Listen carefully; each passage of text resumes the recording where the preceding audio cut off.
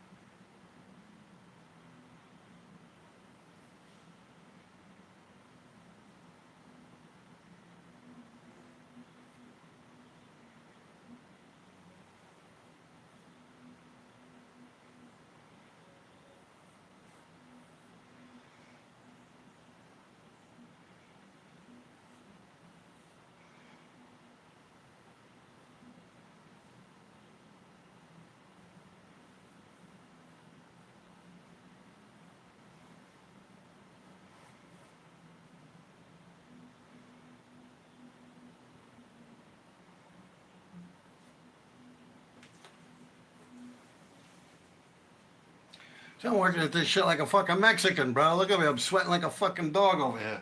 And you guys bitch about the prices? Nah, actually, I shouldn't say that. But a couple of you guys, one guy, yeah, $50. Hey, he asked me, so okay. And I wind up telling him, oh, yeah, I'm sorry, I'm sold out. Ah, suck my cock.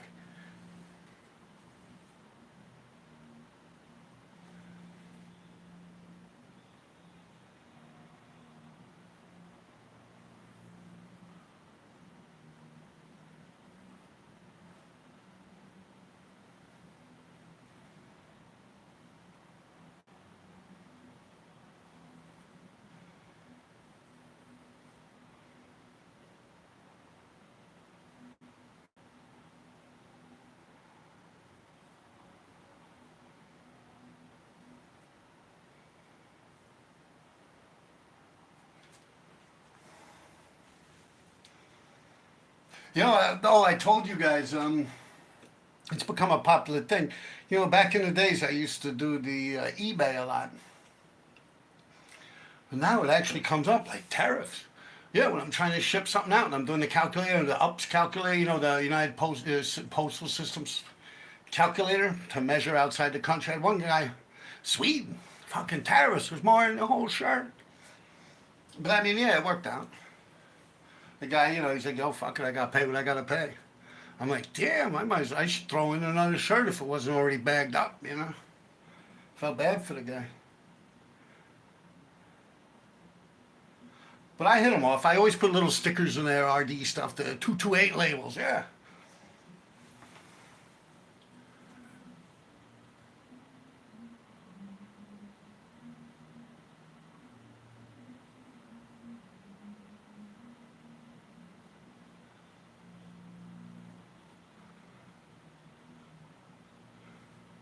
And in all honesty, that's how he wanted me to ship it too. Maybe he's got reasons where he benefits from it on his end because he paid it. I was like, wow, I didn't even know how to go back to the guy with the information and shit. It's almost like he knew that was going to happen.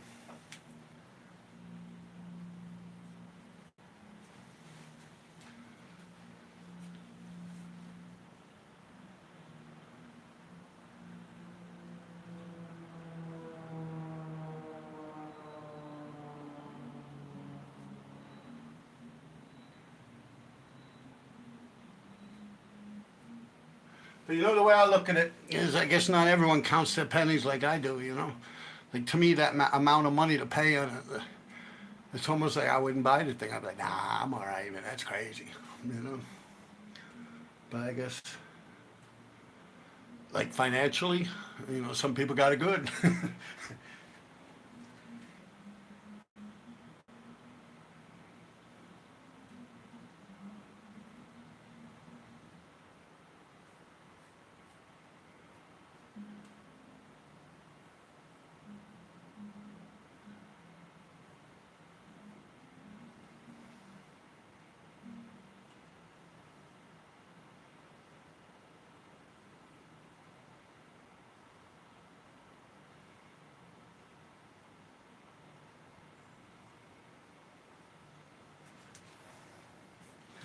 All right, let me let that dry. I just gotta wash out my paintbrush. I'll come back and answer some questions.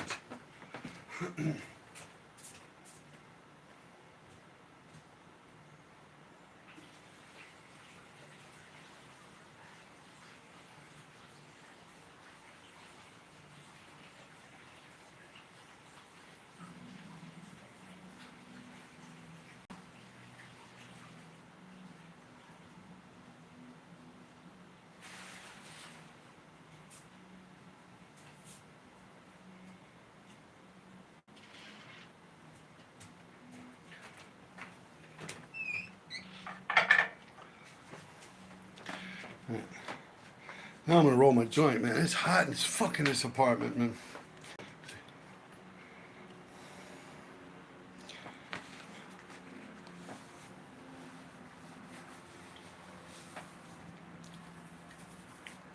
I feel like I got fleas.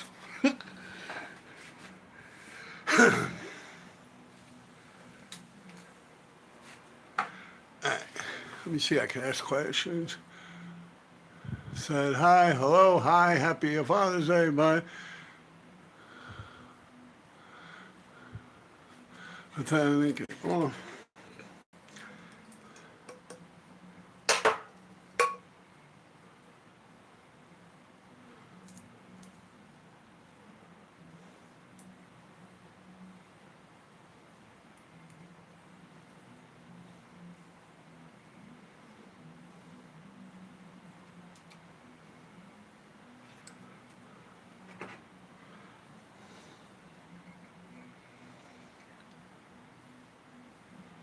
Give me a second, I'm rolling a joint here, you know.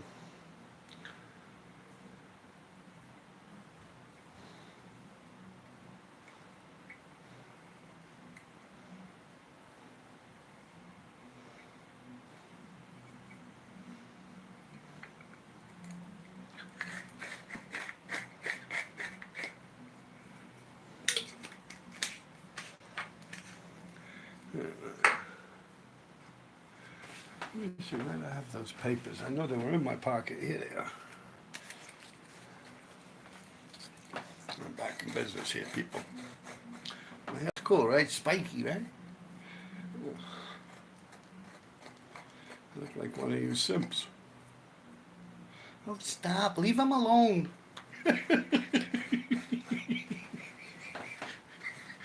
Stop, you're bothering him.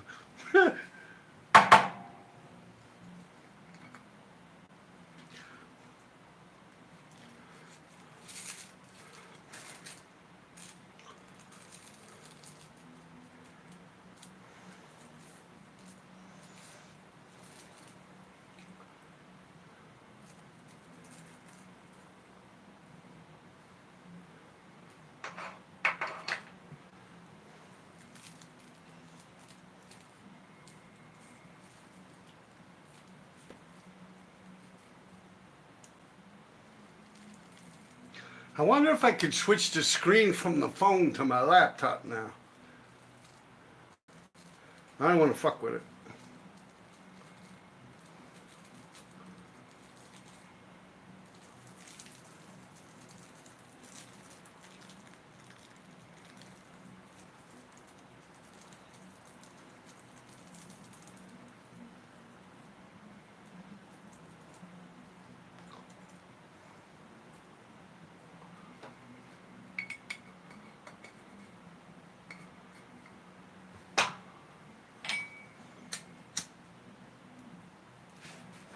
All right, people. Let's see where we are here. Hi, Robert. Happy Father's Day. Hey, what's up, Brett? Yeah. Buying food is automatic. How long is it? How long is what, the shirt? It's a large. Got an OnlyFans. You sick fucks.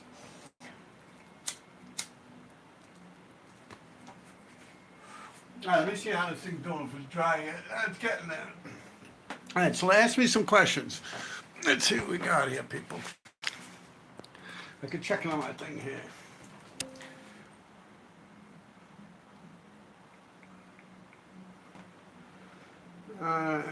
What's up, Brett? RD, what time is it? It's time to get ill. You remember that? Right now it's 6:28 p.m. RD, what time? Hello from England. Yo, what's up, England?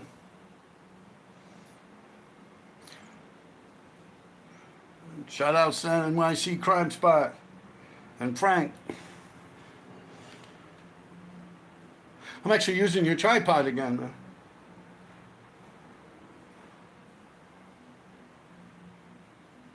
Wasting high. Yeah. So where were we? Ask me something. Well, you guys asked me why did I write graffiti or something? Let me try to go back to it.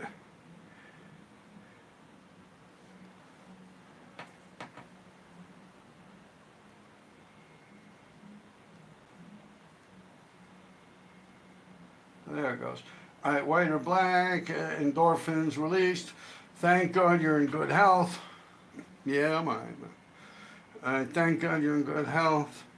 Hi, from Dan S. I know you, Dan S.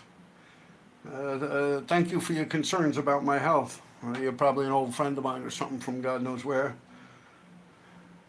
I got caught twice in the 8th grade for writing, and I really slowed me down. I made an extra nervous for then, but rediscover is an amazing and more paint without, and pinch makes it fun. Yeah. Those are the glow in the dark t-shirts. Yeah, man, they glow in the dark.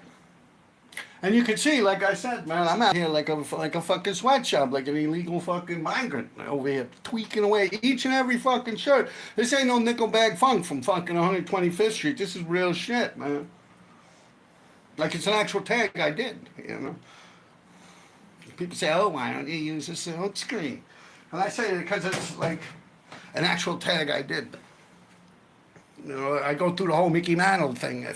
What would you rather have? Mickey Mantle, like a ballpoint pen signature on a fucking hardball of him that he used, or something that is just silk screened on there, or a computer generate image printed on the fucking page. I mean, you know, I'll trade you.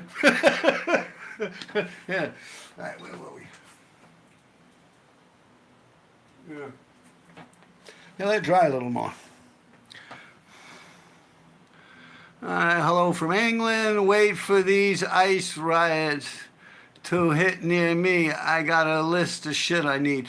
I don't know. I mean, if you guys are on my Patreon, you'd know what I mean by I don't know. I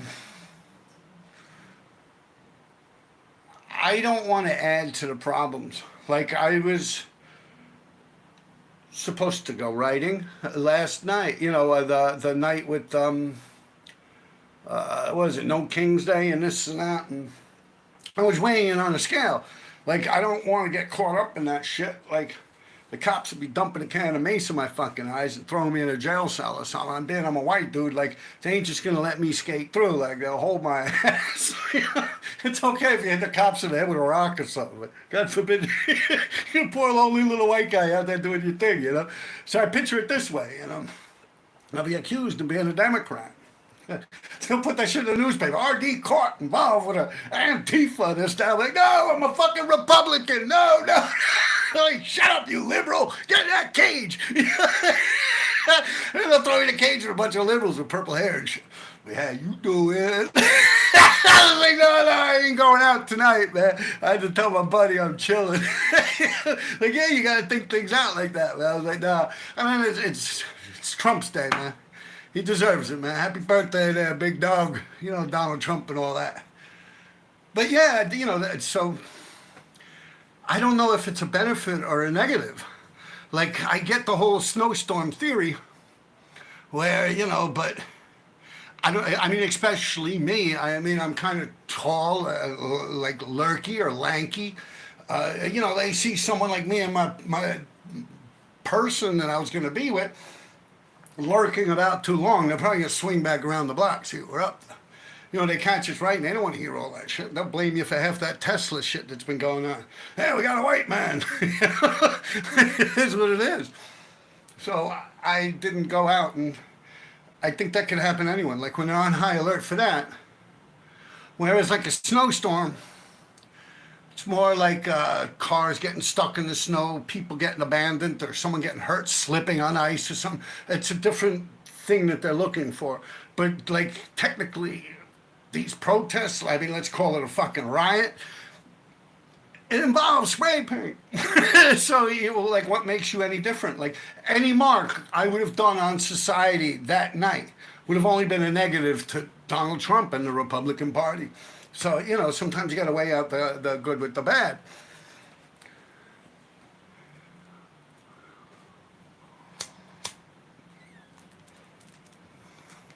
I mean, think about it. Like, the cops would be trying to get me.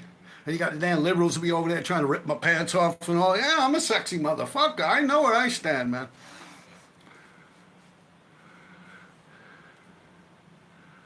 All right, besides D3, do you have other writers going on your live soon? Yeah, yeah.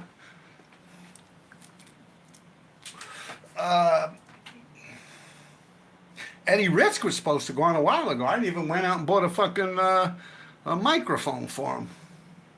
You know, Risk, the real Risk, you know, from the one train, you know, FC Risk. Yeah, but I don't know whatever happened. We were going back and forth, back and forth. And, you know, it kind of got to the point where I'm like, man, dude, you know, you coming on or what, you know? There was a couple of those guys that we were bouncing around with, but I don't know. I just, you know, stopped fucking with it. Who else is there? Ripe, Nash, also Nash OA. He was supposed to go on when his family was leaving town or something, where he'd be by himself or something. And he said he'd go on. I never heard from him, and then he goes on that Graph Champ show. So I guess, you know. I mean, technically, I have a bigger audience than that and all, but I mean, teach their own, you know. A lot of people really don't want to, like, my people, they'll sit down with me, you know, but, like, since day one, I've never blamed anyone, but a lot of people don't want to be associated with me like that, you know, and I don't associate them either into my stuff. They don't bounce with it like that, you know. They don't want problems. I mean, people that hung out with me, I just told you, like with this fucking Neo and Saab's guy, right? Don't snitch unless it's RD. Like, yeah, like you have these people getting in touch with me because I hung out with Skid or something like that. I'm like, so the fuck what? Like, I don't know you like that, you know? And the same with this MQ thing that just went on. It's like, I hung out with Bakerman for 45 minutes, like 10 fucking years ago. Oh shit, you could get got too.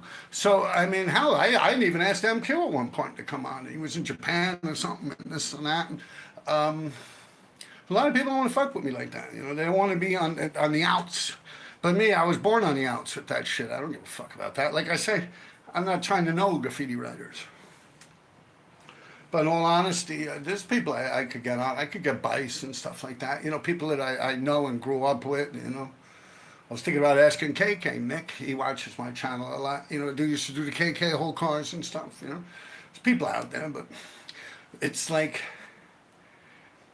a criminal element, like a mindset where it's like, oh, I don't know, man. I don't want to be going on there showing people my face. And then it's like, well, I could do it through a phone call. And they're like, yeah, but what good is that? Like, that could be anyone talking on the phone, you know? So it's like, they're old school, like Lace. He's like, what the fuck am I here to do? So, oh, yeah, I wrote here. I wrote graffiti over there. Yeah, uh-huh. You know, to Lace, that it seems stupid, you know? For most of my friends, they look at it, you know, that I wrote with, they look at it like, why the fuck? Like, come on, Rob. You know, like, I mean, these people are pushing into 60 or 60 something by now. You know, like, oh, I don't even want to think about that shit, man. Times were hard back then, you know? Yeah, so, I mean, that's got a lot to do with it.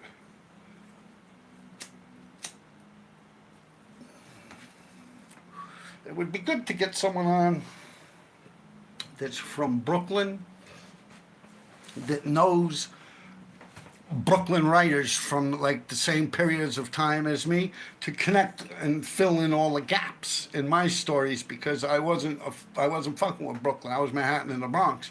So Queens I know a little bit about because of the bridge that was right near my house, you know, Queensboro Bridge, and me chilling with like PK Farm, Ross, Ken, Vice, Sear, all them dudes, Jeff. Yeah, like fucking, like all them people wrote graffiti over there. All the kids that were like my age and even a little older than me. Like PK, shit, he's got to be like 60 now, 61. Yeah, he was like 3 or 4 years older than me. I'm going to be 57 in a couple of weeks. Yeah. Hint, hint. By the way, you can buy a shirt. Where else are we here?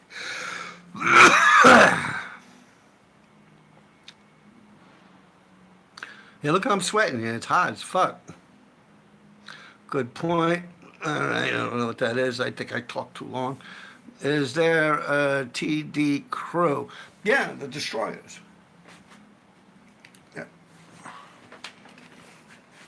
TD. You see it on the min, the NE? TD. The Destroyers. I think those are Rin. That might have been Rin TVS. Rin or Ron TVS, I believe. Staten Island, right? The Destroyers. Rich, RTW, the Destroyers. Min, NE, the Destroyers. Sen 4 pushes the destroyers, right? Archer writes the destroyers. Yeah, them dudes will fuck you up. They catch you out there. Well, I mean, not the later groups, but like early on, like Rin and them, yeah, they're very nasty reputation, man. TVS, shit, you don't want to get caught in a one tunnel with them dudes, man. Shit, you know, that's a good question. What would you rather get caught in a one tunnel by? TVS or the Ball Busters? Ah, that's like who'd win in a fight, Thing or the Hulk?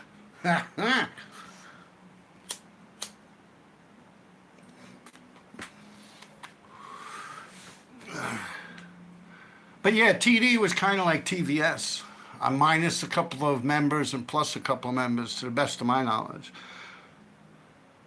But you had a lot of them. Tin also.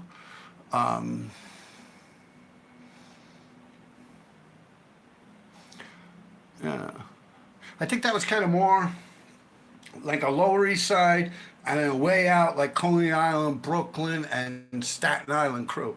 I guess surrounding the Verrazano Bridge areas would kind of work it, but I don't know. I can't talk about something I don't know. I could just assume that from living and witnessing it and hearing things and stuff like that. But yeah, they were good. Yeah, well, that writer, that crew, you're going back to the late 70s and shit like that, man. Like TVS and shit like that. RTW. Trying to think who else pushed that. Rich, Big Richard, you know, the RH, RTW. I don't think I ever saw Bo or any of those guys push it.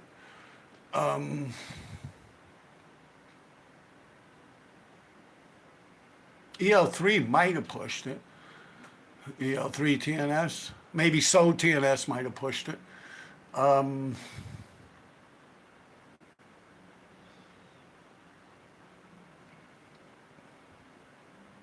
Yeah, that's all I could think of. Saw no video of Bal and Hojo at your place doing maps. They are Brooklyn also, but younger than.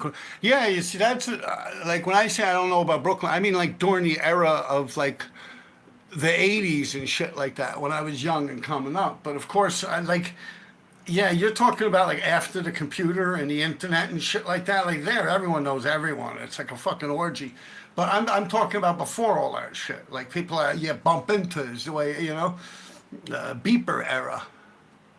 It's not that easy. You can't just look someone up and shoot them an email and say hi to them. It's like you'll bump into them writing and shit like that, and they'll either be nice and friendly or mean and agitated. You know, it could go either way. Sometimes you wind up leaving the tunnel as your friend. Sometimes you wind up getting your ass kicked. Sometimes you wind up kicking their ass. You know, it is what it is. But yeah, you're talking about different era. I mean, I don't even know why you would ask me about that era of time because that's the same as this era of time. It's just the technology's got a little more advanced. The phones have got a little more clearer and shit like that. And phone bills and Wi-Fi fees and shit like that have dropped, or Wi-Fi itself was actually created. So it's pretty much the same shit. It's like before the internet and after the internet type situation, you know? Like that's the way to look at it. Like before Christ, after Christ, you know? I had that shirt in second in high school. Nice threads. What, this one? I think this came from Target.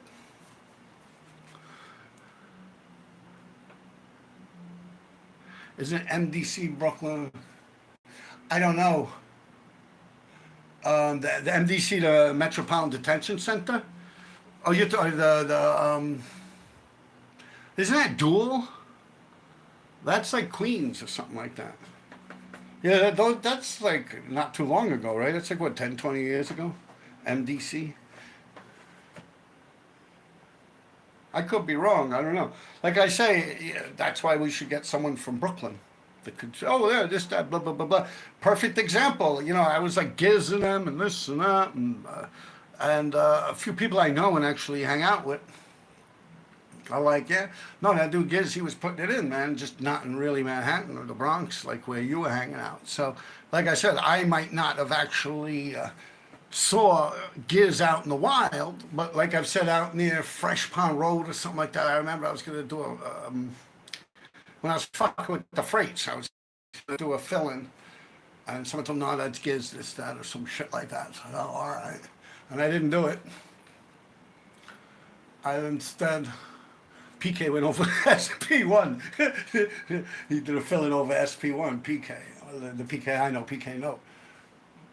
But yeah, apparently no, that dude Giz was getting up, but I just never saw it. You know? It wasn't in my travel. I did not see it in the wild, so to say. And that's what a lot of people, they use that terminology when talking about comic books. Have you ever seen it in the wild, you know?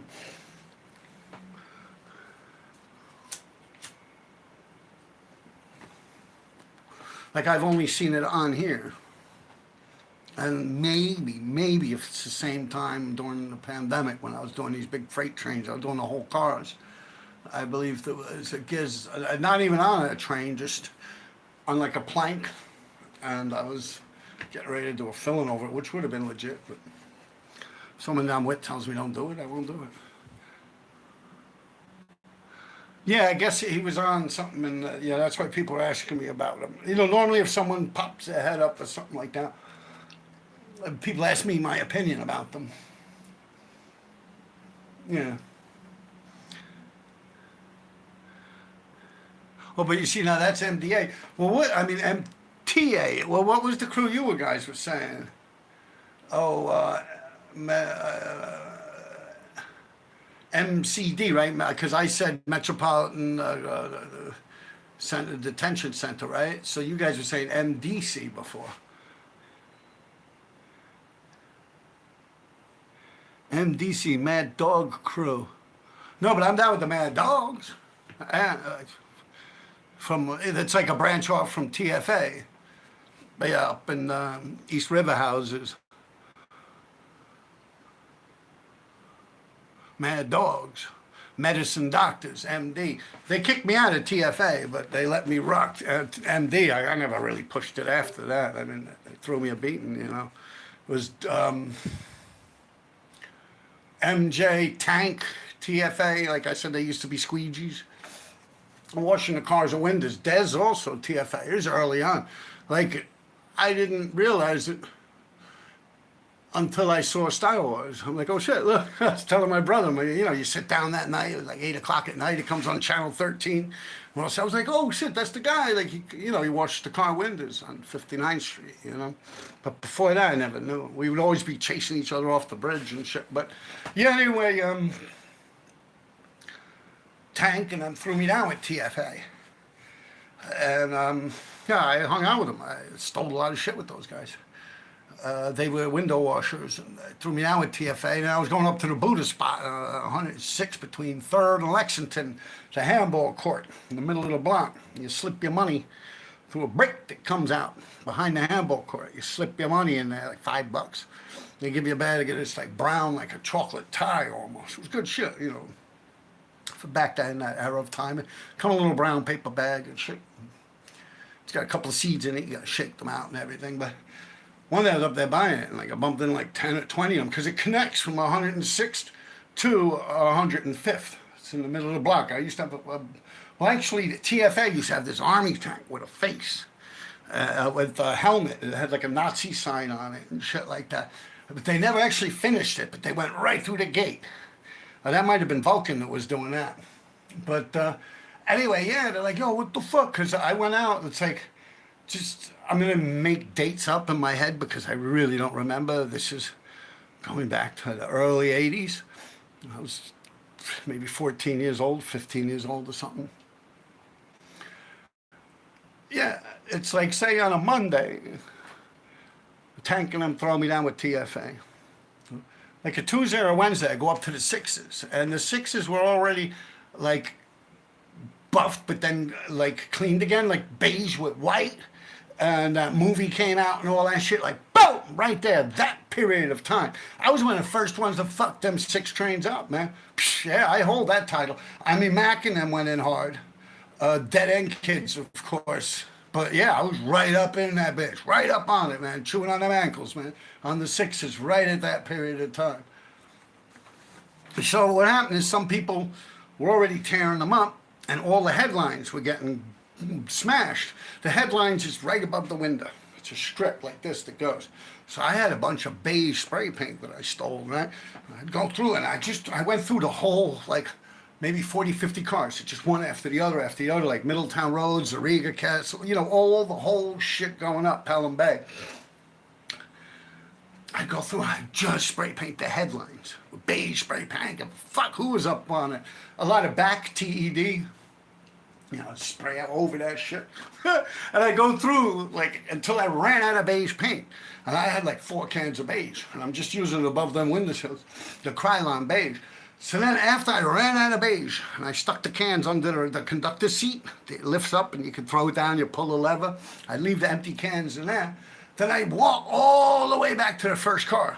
And I pull out my mop. And I start doing big tags on the shelves. And RD, the fucking army. This is before 357 even existed. So RD, the fucking army. RD, the fucking army. And, you know, I'm uptown buying fucking weed and shit. You know, and I see them there sitting over there. And I thought, you know, I'm smiling, yeah, they just fucked me up. Man. What the fuck is this, the fucking army shit, man? And they beat my ass, kicked me out of TFA. And that's why I never really push on the crews like that.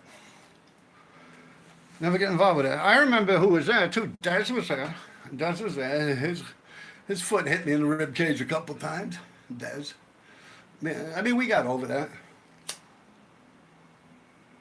But when he passed away, we weren't in talking terms.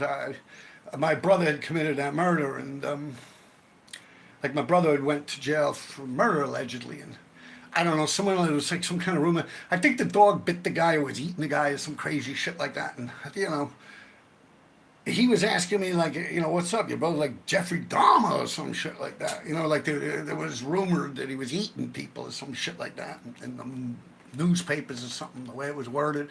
Whatever way people heard it uptown. So I was like, kind of like, you know, that's fucked up. And I was like, that's Jeffrey Dahmer. That dude was a gay, man. Fuck you trying to say, you know? He was just laughing and shit, like, yo, you know, like ease it down and making a joke and shit. And I was like, yeah, hee, That was the last I spoke to Des. Yeah.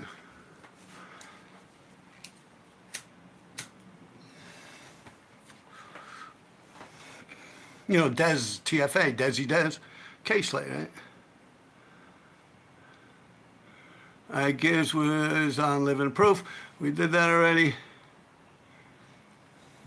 Well, come on, ask me some shit. If not, let me see. Maybe I'll paint. This thing, like I said, it glows in the dark. Now I got to come by with the glow in the dark shit. See, and then I go back over it with the glow in the dark. And it really does glow in the fucking dark forever. I've had one that's going on like 4 years since I thought of this. Like 3 years and a couple months now. I remember I did it, and I said, nah, I'm not, you know, I don't want to go selling these yet, because people are like, yo, that's fly, I want to get one. I said, you got to wait a little while. So after I washed it for like a year and a half, 2 years, at this point, like almost 4 years, 3 years, and something so changed. And the fucking thing is better. Like, the more you wash it, the better it actually gets. The more it, like, yeah, it's like chips off, like in the right spots, if it chips off at all. Real adorable shit, man. But it does bother me that people say they're hanging them up and putting them in frames and shit like that. I'm like, fuck, man, nah, man. But I mean, you know, I guess once they buy it, they can do whatever the fuck they want with it. It's theirs, right?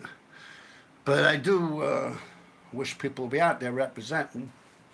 But I get it. Like I was saying, it's hard for me to even get people to come on my damn channel. I mean, you know, I'm shocked that people would even want to wear my shit across their chest like that, man.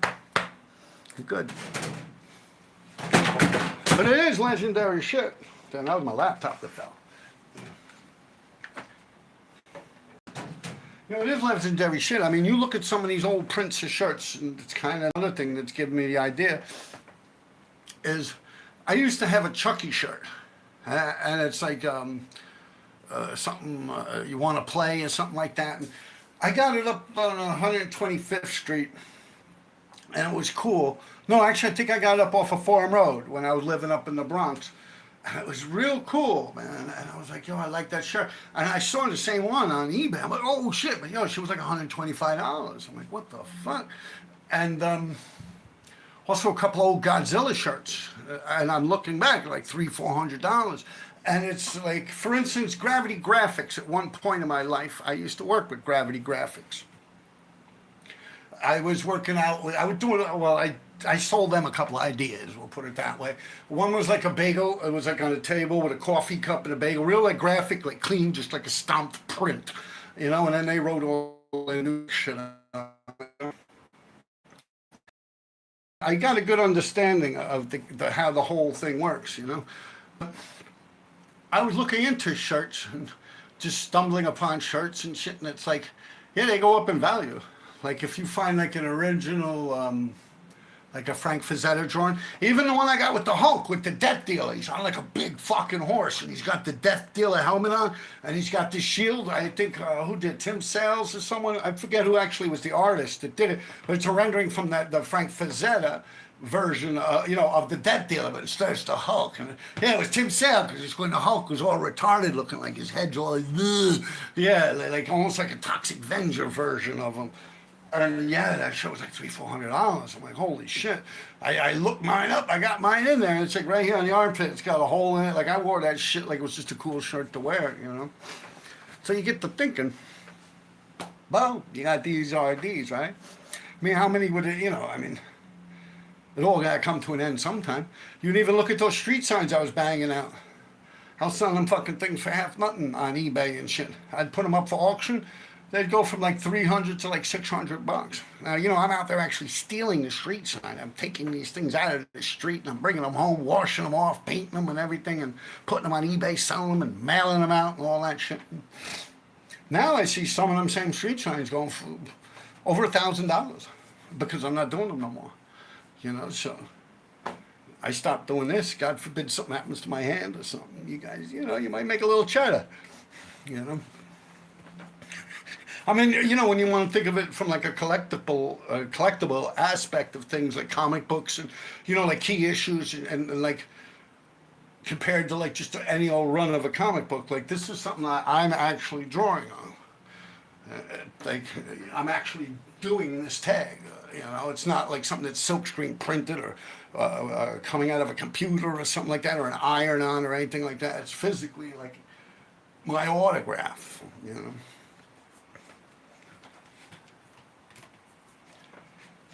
Now, let's see, is my autograph dry? No, it's still a little goppy right there because I put it on heavy. Now let's see, what do we got? Any questions? White, black. Oh, that's about the spray paint that I would choose if I had only one color to go out riding with. Yeah, we answered all this shit, man. Come on, man. Let's see what we got here. What's up, man? Respect from Charlene. All right. Ding bao. I know you mean Charlene Staten Island. Yo, who was that rooftop you changed to RD when you get out the tunnel? I think it was, but that was short for something. I don't understand what you're writing here. Who was the rooftop you changed to RD when you get out the tunnel? I don't know what the fuck you're talking about, man. I don't know what you're talking about. When I did that, what was it, the rice grain mill in Brooklyn? I don't think you're from around here. You're probably just regurgitating some shit you read and you got your facts all fucked up. But the only, like, no, but you said TD or HD?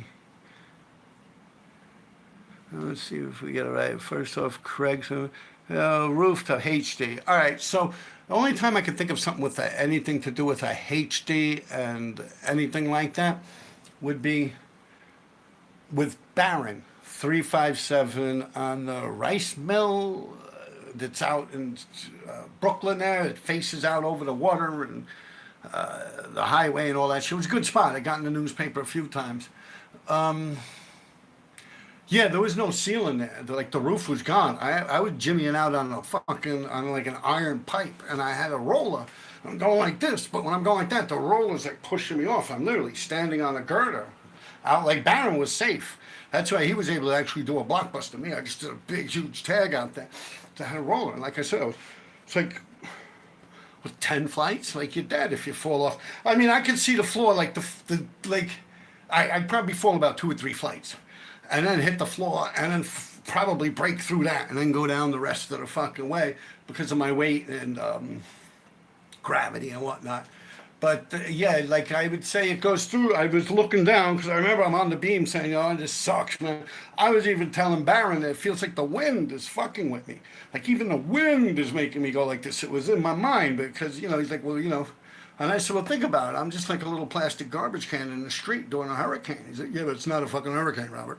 He's like, there's no hurricane. I'm like, all right. I'm like, he's like, if how often do you get swooped up by the wind in the street, walking down the street? Has it ever happened? I said, no. He's like, so why the fuck is it going to happen to you today? And I'm like, all right. I went out there, let's go like this. And when you go like this, it's like your body weight has got to be into it because you use a stick with a roller on. So you got to push this way, but it's like I'm going this way. I'm like, wait a minute. I'm almost putting too much body weight this way where I'll fall. I'm on a beam like this. And it's hard to get your back into it. Because if you go too hard this way and you forget, you're like, you almost got it. You're like, whoa, boom, And also, if you go like this, it's pushing you this way. And you go, whoa, like I was really fucked up, but I pulled that shit off. And then some dick came by and he changed my R into a H. I don't know what that was about.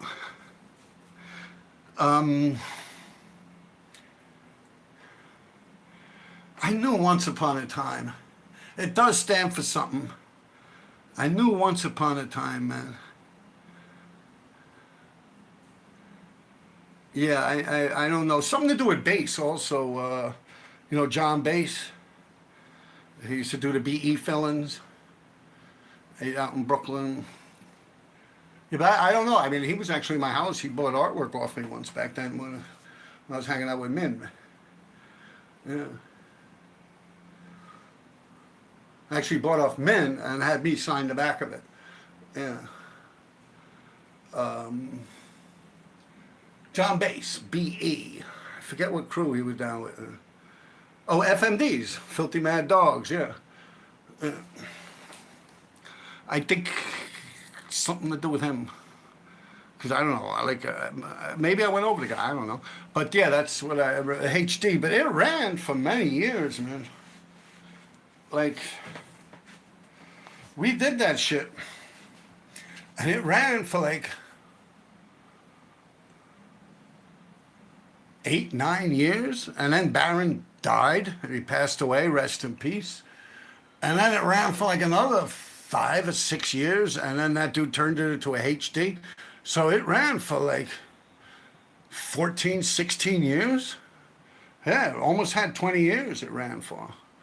So yeah, I mean, that's what it is. Nothing lasts forever, right? We'll buy my shirt.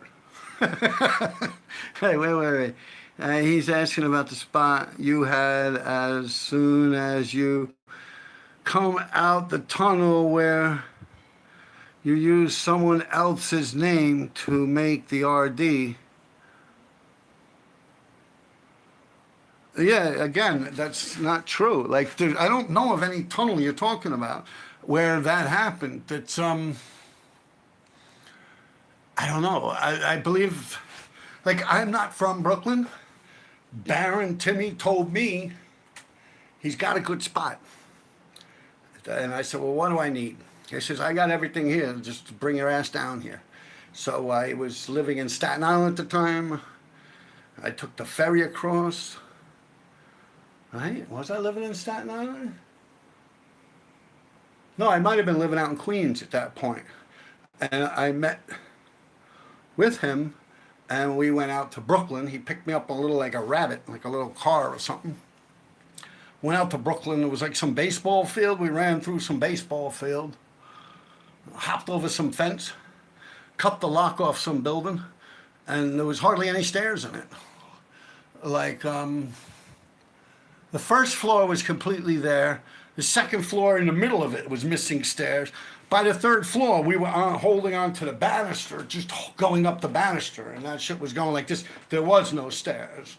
And it was like 10 or 11 floors up there. It was like some real decrepit, broken down shit. I don't think that place has been open since the 1920s or something like that. The only reason it exists is because it's like a landmark that they're not allowed to rip down. But it's dangerous. I mean, we put our own padlock on the fucking thing. You know, we had, like, we cut the lock off that was on there, and then when we left, we put our own padlock right on there. So, technically the same make. We put a big guard lock on it, like someone would use for their store. You know, like a store gate, when they pull it down, we put one of them right on it. I remember, stole it from a hardware. I just clicked one of them fucking things on it. So they would figure when they get up to it, if they ever do, and they have to go up there for some reason, they got to get in there, there's a fire or something, they'll probably just try the key that's supposed to work and figure they got their keys all fucked up, haven't been in there so long. Or, you know, they'll just say, oh, well, we don't got the key for it. Zip, and they'll cut the fucking thing off with a grinder or something.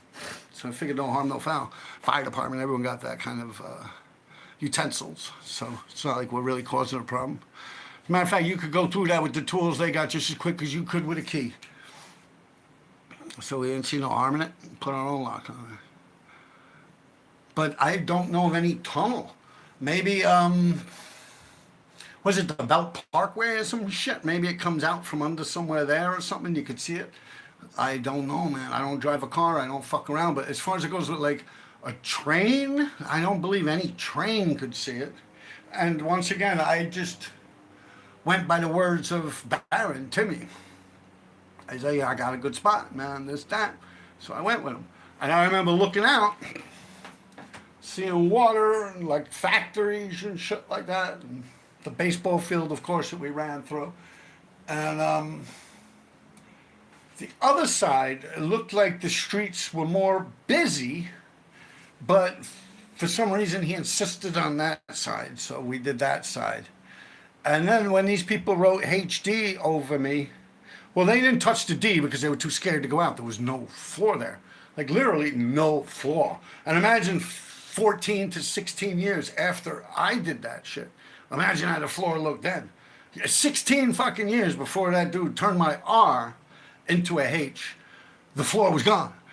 So, you know what I mean? 16 years later, he went by. He ain't go out like that at all. He went and fixed he turned my R into a H. He left all the lines. He just got rid of this. He got rid of this. Like, say, here's the RD. I could show you perfectly. I got this here. What he did was he took white and went like this, and then just got rid of this with black. That's all he did. Yeah, and then many years later, Mikey Axe, the guy that writes Axe, STM, AX, he was asking me. He's like, yo, it's so cool. Matter of fact, Jay ain't even asked me. And I told him, nah, I didn't go back up there. Mikey Axe asked me, and I said, yo, man, I don't know, because someone fixed it. And all of a sudden, everyone's telling me, this is by the time the internet was around, they're telling me that someone fixed it. Oh, RD, it's cool, you went up there and fixed it and this and that. I didn't know what the fuck they were talking about. But I didn't say yes or no. And then Mikey Axe had gotten in touch with me, and he's someone I actually know. That's maybe 2 years after the thing was fixed, and he was asking me about it. I told him, dude, I ain't fixed the fucking thing. I don't know. And he started laughing because he did know who fixed it. I think it had something to do with his brother and them that were climbing around and did the other side of it. They did the other wall. At least that's what Mikey Axe told me. Like I said, I'm not from Brooklyn. I've never even saw the thing again after the first night I did it. Like, I saw it standing next to it like this, and like I said, the roof was gone with the D. Like, you can't, just metal beams, just shit that didn't burn and corrode and fall apart. And even that metal beam sometimes have little pieces of wood on it. So it's like, yeah, it was literally standing out on a beam, like looking down at shit. Like I said, no reason to look down, man. Look straight ahead, you know. But yeah, so I don't know, but I believe those guys did it. Like Mikey Axe's brother. or not his actual brother, but his brother's people, like that circle of people, you know, like STM. I don't know who. I don't know whoever's on the other side of the roof today. I guess because I don't think anyone else went up there. Like that roof has only got to be getting worse. I don't think it's gotten any better. But I've never looked back. Yo, what up, Nick? Nick's another one. Nick Side. He said he's gonna come on. I think the other day how about I was thinking the other day how back in the 80s when you were going to war with the city, your stuff on the 6 line always ran like a safe space. Yeah, because no one was fucking with them sixes. They were scared. Like, yo, and I was hitting that shit, Nicky, man, come on. That fucking lights were on. That shit was lit up like a candle. It's the only place that ever caught me until 2017, you know?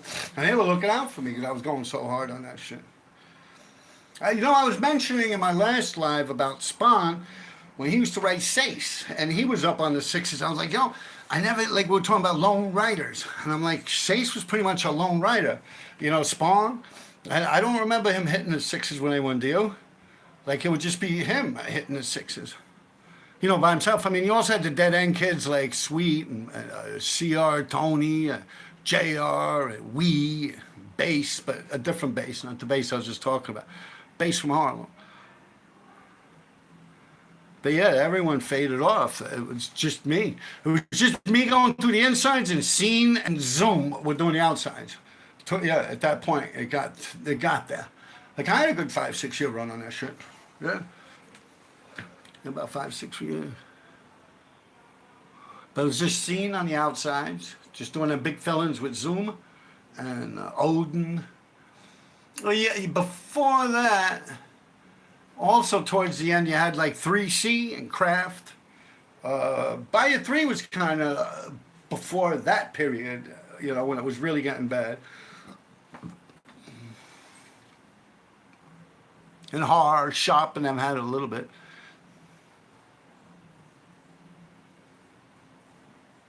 Yeah, he was going solo. Like, that's what I was saying. I was like, I would always go solo, man. It was better because you hear a noise. Like, especially at that point, man. It was like, that shit was burnt. That was like the hottest shit ever. No one was fucking with that. That was like my own little line for a couple of years before it died. I had my own shit. Like, no one was fucking with it. And even dudes from the Bronx that were living up near the yard were like, nah, I'm all right, man. I ain't fucking with that shit. But I was born on that shit. It's like I go up there 11 times, I'd probably get raided like 7 or 8 times. Like, I was coming out with Nash, you know. We were talking about the sixes, right? And I'm like, yeah, Nash and this and that. And it's like I was talking to Ripe, you know, that's why he said he'll come on, because Nash, he didn't remember. He's like, I don't remember that shit. I'm like, yo, we got caught and this and that. And he's like, oh, I don't remember. But I'm like, how the fuck does he not remember? We went through the system for like 3 days before we saw the judge and shit. And I'm like, wow, that's crazy. And it winds up like I'm talking to Ripe because to show you how my memory is. And Ripe's like, nah, Nash wasn't there, man. It was Sayer, Smalls, and me. I was like, oh shit, that's right. You know, because we ran down and Ripe ran into the graveyard. He got away and we got caught. And I was saying the whole night going up because they're like, yo, like I was the only one up on the sixes and shit. I'm going all over the place with them, like Nash and Ripe, and then they bring me all these good spots. I'm tearing shit up. So like, yo, what's up with them sixes, man? You know, like they want to, you know, like, yo, what are you doing for us, motherfucker? You know, like, I'm like, RD, man, you gonna show us those sixes? You know, I was like, yo, I swear, man, I'm not holding out on you guys, man. I'm not holding out on you. That shit is burnt, yo. I was ragging that shit. I was fucking that bitch every night. And it was like, oh, we went up, begging shit. I was like, yo, I told you. Yeah, for real. And even Costomy went up and got raided, but we didn't get caught. Yeah, I'm pretty sure he was going solo too.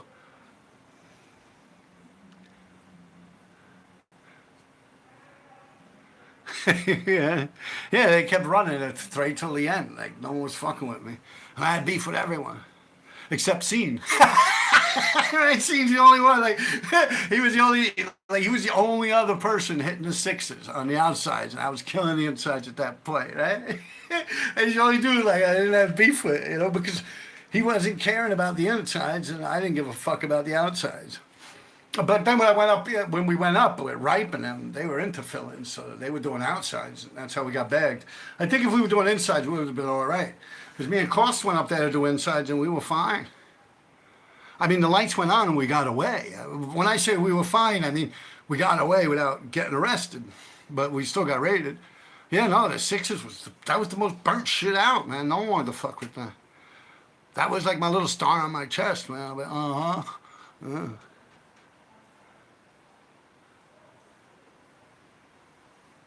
Happy Father's Day. Yo, thanks, man. Puente. George living yo-yo RD. Who's that, Georgie George? From Uptown, right? Is that Georgie from Uptown? Like my brother's friend, George.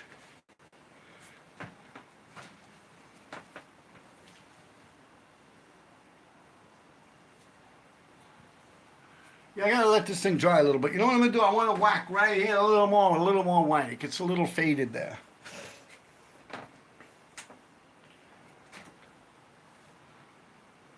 Where did I put the brush?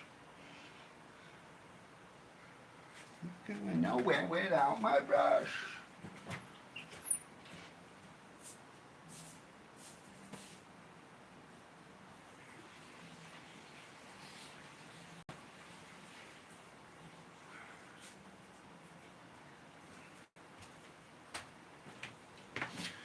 You know what I forgot to tell you guys? Last time I was live in Central Park, I'm still looking for my little paintbrush, man. I know I cleaned it and put it somewhere. But remember I was live in Central Park and I was trying to do handstands and trying to walk on my hands in Central Park? Well, once I was done with that, and then I went down to the river and I started to do that again.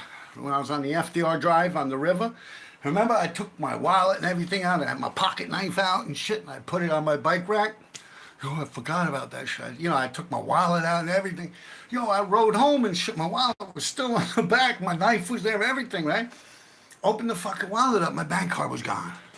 I'm like, oh, fuck. Of course, I called it and sealed it and everything, but I was like, fuck, lost that shit. I was like, damn, man, like, when in my mind I'm thinking this and that, and I was like, ah, shit. But they mailed me one in like 48 hours.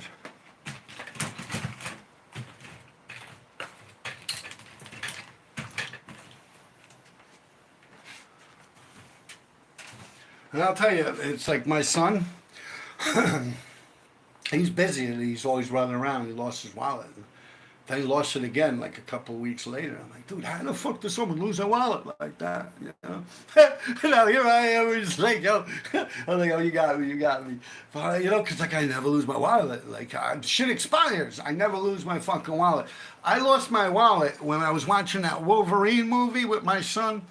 When they stick all the things in him, I think he goes to Japan with the dude that gets in the metal suit. What is that? I think the first Wolverine. Well, and we saw it in the Bowtie Theater right over there near Radio City Music Hall. It's a fancy theater. Looks like some shit like where they shot Abraham Lincoln or something. It's got the boots up top like an opera theater or something. And we went there. I don't know, I got him a Super Soaker from Toys R Us or some shit, and I went to open it, and somehow my wallet was gone. But I never replaced that shit for like 11, 12 years. Then I finally got it again, and it's like years. I never lose my fucking wallet, man. Like, I was like, oh, that shit fucked my head up. I don't lose nothing. I know some people, a lot of girls I went out with, just like every fucking minute they're losing something. I'm like, damn, man, they should get like a piercing right here so they could just hang their fucking house keys off their fucking piercing.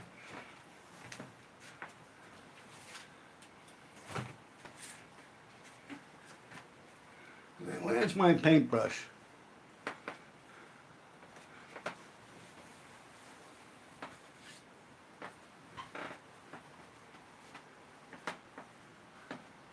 I know, where was that? It's gotta be in here somewhere.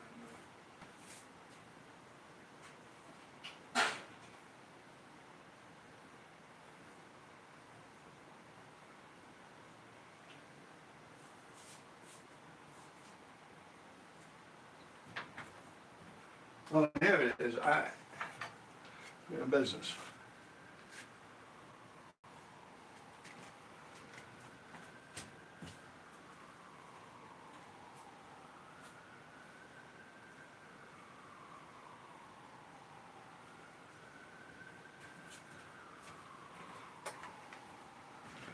You see, I'm not even, normally I would go over this with the glow in the dark, but right now it's still a little, I could use a little more white here, a little more white here. So I'm gonna go back over a little white.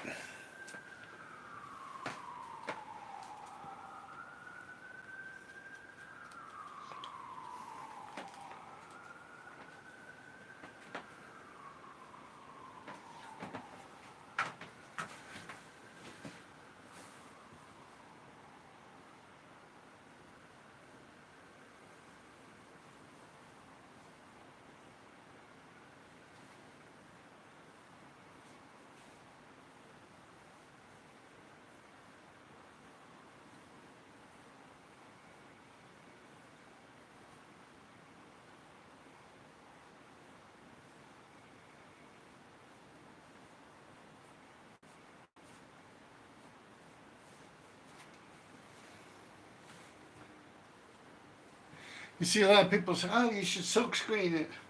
You don't get it. If you don't watch my Patreon, you don't know about the mean streak movement I got going on out there. Then it goes right over your head, man.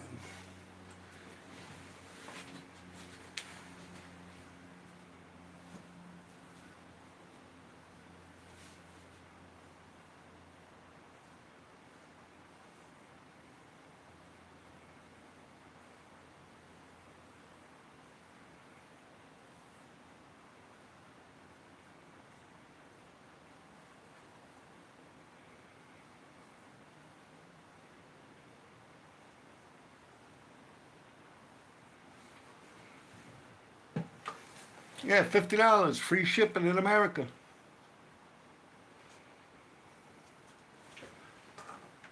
I'll put the email in you can get at me. I'm also going to start up my Buy Me a Coffee. Not to have you guys buy me a coffee, but it also got a fucking store.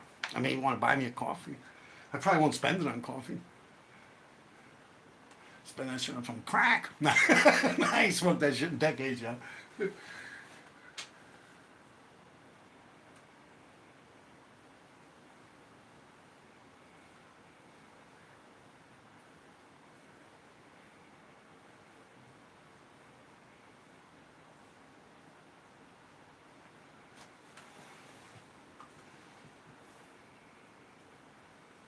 But yeah, the Buy Me a Coffee has a store. And I'm going to put these on and other ones also. Like I got a couple other ideas. They got this fabric spray paint shit. You want to check that out.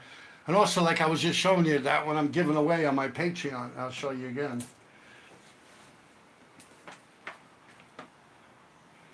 This, if you look at it, I actually painted this on YouTube. And like I said, it's the fluffy fabric paint. Like it puffs up. You see? It's pretty cool. This was done. Look, I actually wrote the year on there. You could actually go back, 2023. You could go back to my YouTube and watch me painting this thing. That's the day it was painted. And I washed that thing so many times, it still looks good. It actually starts to look better. Not that one, I don't see no difference in that. But these, like the more you wash them, like the little fluffy shit picks off and stuff and it goes through the wash, it looks better. You know, like an old frat shirt, college frat party shirt or something, you know? Yeah, like an old rock and roll shirt.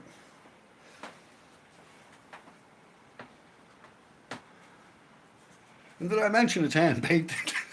Of course, you guys see me sitting here painting this fucking thing. Yeah, $50. I think $50 is worth it. I mean, I take my time on it. You can see, I mean, each one of them are painstakingly complete by me. Yeah, I'm working like a fucking Mexican over here for these things.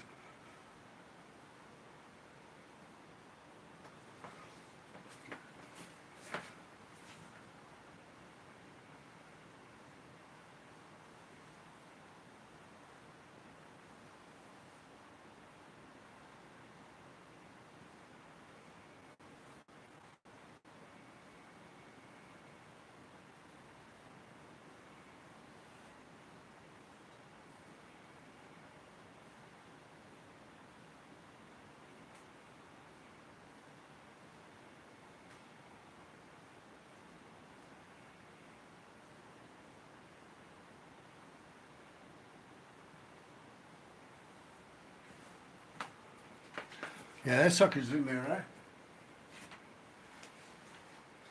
I'm gonna fix the tip a little bit, you know?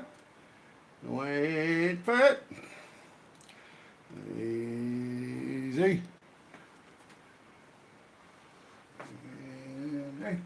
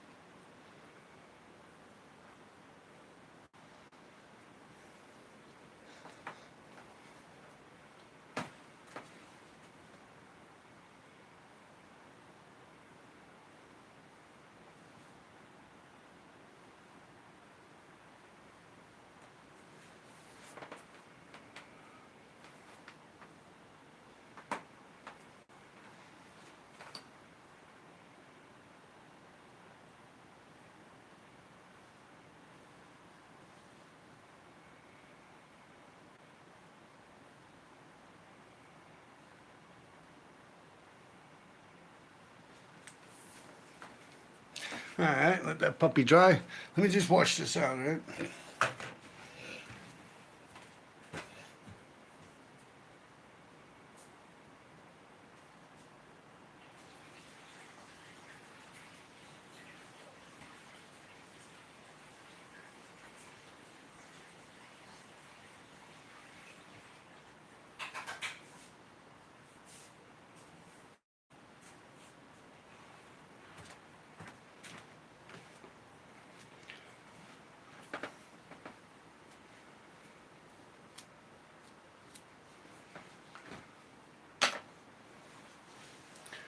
All right, and then I gotta let it dry again. I put the glow in the dark fabric paint. See, it's all fabric paint I use.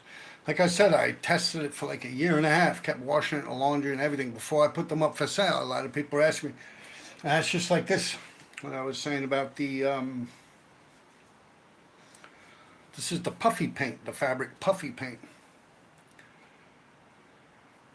And I think it's cool. Like I said, I did this 2023 and it still looks perfect. I mean, this is not for sale. I'm giving this away on my Patreon within the next, I don't know, the coming week. I'm going to give it away. All you got to do is when you see it pop up on my Patreon, you'll be the first person to say, oh, wow, I'll take it. I like that. And just message me or I'll message you once I determine that you are the actual first person. And you give me your address and I mail it out free of charge anywhere in the world. Because I wore that thing a lot. It's a little too tight on me, but I wore it a lot and I washed it. And I mean, I guess that's something you might want to hang up instead of wearing being I wore it. Fuck around with something I wore, your skin will fall off.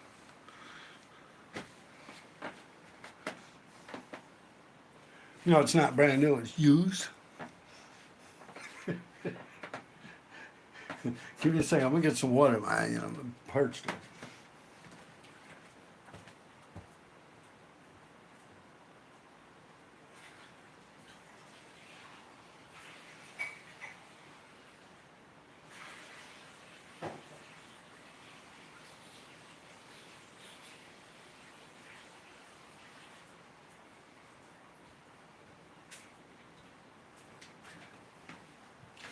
Anyway, and what I'm getting at is, you know, that sketching technique. I was really just fucking around with this. But, you know, to actually be able to go at it, like an illustrator or something, you know, get like some hatching and shit like that in, as far as it goes with sketching it out, like I think that I could come up with some pretty cool shit, man. I could do some cool stuff, especially since I've been fucking around my black book and stuff. I got a couple werewolf ideas and shit like that. You know, I could start doing shit like even, you know, like that freight train that I did, the Friday the 13th Jason with the big bloody RD behind it. I could do that on a shirt with no problem at all. Just do the hockey mask with the big sword and shit like that. You know, the machete rather in front, like how he's got it on his shoulder, exactly like that freight train I done. It pops up every Friday the 13th. It's funny as it may sound, it didn't pop up this Friday the 13th, at least not to me. Normally every Friday the 13th since that thing was done, people send it to me. You know, Jason, he's got the gray on, big RD behind it. You know, it is, some asshole went over the R a little bit at the bottom. You know, it's red, just like blood, with the Jason in the middle with the machete. The blade's coming up here and it's got blood on it. There's the whole side of a freight train. The guy probably went there and thought, there's no graffiti there. You know, maybe he was in between trains or cars or something. And did it. And we probably got to where Jason was and was like, oh shit, this is like some graffiti here. You know, like once he saw Jason's shoulder, he probably looked up and saw the hockey mask. Was like, oh fuck, man. Because he didn't fill it in, like he stopped. He was like, oh shit, someone might have told him, you know, that's like a whole car, man. They're ragging it, you know. But yeah, he stopped. But fuck him anyway, man. Shouldn't be jumping around writing on trains, a bastard. Leave it to the professionals.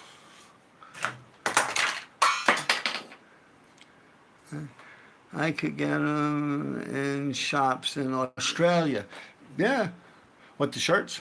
Yeah, but who's going to know it there, man? But you look at all that stuff, even old skateboards and shit like that, like different companies and stuff. As I'm getting older, I see things that I've had in my childhood that are expensive now, you know? You're like, wow, you know, like the models, what are they, Aurora? Wolfman with the glow-in-the-dark hands from the 1976, 77, like Basil Gogos. The glow-in-the-dark hands and the head, Universal Monsters. They would have the Mummy one. They'd have Dracula, Frankenstein also. It's like a tombstone next to him and it says Dr. Frankenstein on it. Yeah, that was cool. The guillotine. Yeah, that's from the 70s when I was a child. You had these models. You glue them together with the glue. And then you could paint them. I remember my cousin Anthony, he was real good at painting. Well, if that's what he did for a living early on, he was doing like auto body, like painting and shit. He was into funny cars. He used to have like a souped up Camaro. It's all like a lightning purple and shit. He also sells Beatles paraphernalia. I think he's like one of the top dudes. Yeah, Anthony Nuccio. That's my cousin. He's like the top dude that you would go to if you got something that belongs to the Beatles or something that they signed, like the paraphernalia of the Beatles, the shit that's anything involved with them, you bring it to him and he can tell you if it's legit or not. So, you know, I remember a lot of weird shit with like original shit compared to just some shit that's been copywritten, printed out of a fucking computer or silk screened even. I mean, some silk screen stuff even has value to it. When I was painting a lot of street signs in my eBay days, a lot of people like, yo, you should make prints out of it. I'm like, a print? What are you fucking retarded? Like, what's that? Like, that's just like someone could just take a picture, like they could take it off my eBay listing. They could copy it, paste it, trim it down, crop it, and make a print out of it. Like, what the fuck does that got to do with me? It's like a Xerox machine or something. Like, I don't know that. As far as it goes with an artist, it's actually, I mean, maybe that is like corporate art or like the new art, like with the little buttons, when they get them all printed up and they look all good and stuff. But to me, I'm like, yeah, it might as well just have a happy face on the fucking thing, or the bat signal or something like that, or a marijuana leaf. You know, it's really just the same. It's like some factory-made shit. That where my buttons, I was actually taking old governor mayor buttons that some Don gave me. And Don, shout out, I know your daughter passed away. I'm sorry to hear that. But anyway, he gave me bags of these buttons.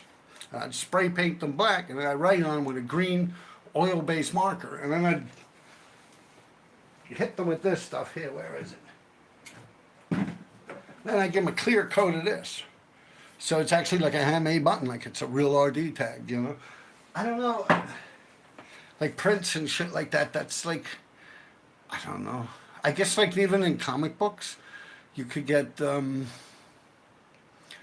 Like they have these certain prints and like variant covers, and then they got the blank covers where the artist could actually draw on it.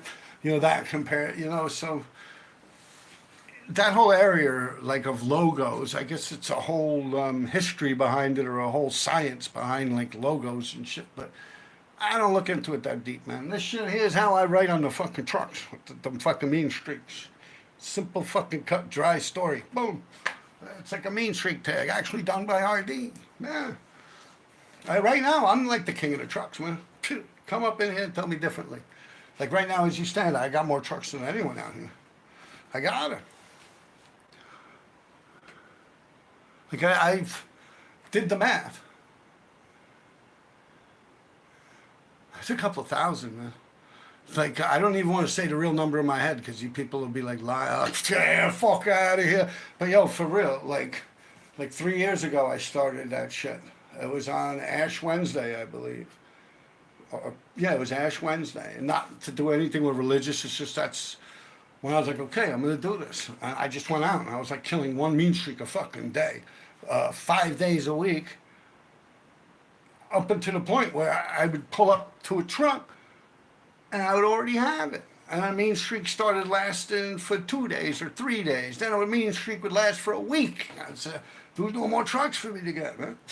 It was really fucking boring. Yeah, in the summer I chill out, you know, I kick back, I don't fuck with it, you know.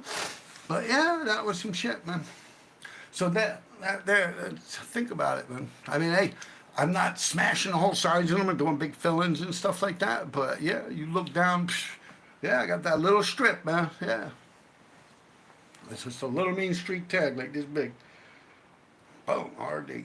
All right, what do we got? What do we got? What do we got? All right, the jean jacket would be cool. Yeah, I've done a lot of jean jackets too. I've done a Hannibal Lecter one. They're on my Instagram, maybe my old Facebook. But if you look through my Instagram, you'll see them. I also did like an old like Victorian vampire chick that I forget who it was. It was a queen. It was a painting of a queen that I was inspired by. I pretty much just stole the idea. The whole, like she has this flurry thing and maybe queen some shit. She had like the thing the clowns wear, or like Pavarotti, you know. It's like a big thing on her neck, and she had a skinny little chin, and her head went up like this, and her hair was back. So I gave her like fangs and shit. You know, I just looked at it and drew it, and I pretty much used that as the concept. And I also did a sexy girl behind a skull like this, big tits. I said Hannibal Lecter. I did a real cool Hulk, a nice Hulk one. Yeah, the Hulk one was actually for my son when he was like 4 or 5 years old. It's like Hulk like this and shit. On it, I did a real dope Bruce Lee one. And it's a Jeet Kune Do, you know, in the side, like in Asian lettering, the Jeet Kune Do. Like the way they were writing, I looked it up on the computer. I hope the computer didn't lie to me. But I did exactly as it was in their font, I guess.